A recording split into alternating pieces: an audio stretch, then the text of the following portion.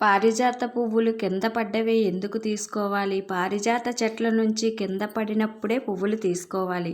చెట్ల నుంచి అస్సలు కొయ్యరాదు. ఎవరి దగ్గర తీసుకోకూడదు అని చెప్తారు పెద్దలు.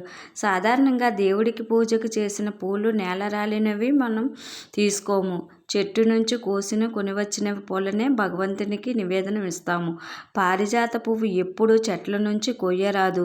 నేలరాలిన పూలనే పూజకు వాడాలి. మిగిలిన పూలకు పారిజాత పూలకు వ్యత్యాసం ఎందుకంటే మిగిలిన పువ్వులు అన్నీ భూమి మీద పుట్టినవే, కానీ పారిజాత చెట్ల నుంచి స్వర్గం నుంచి తెచ్చాడు శ్రీకృష్ణుడు.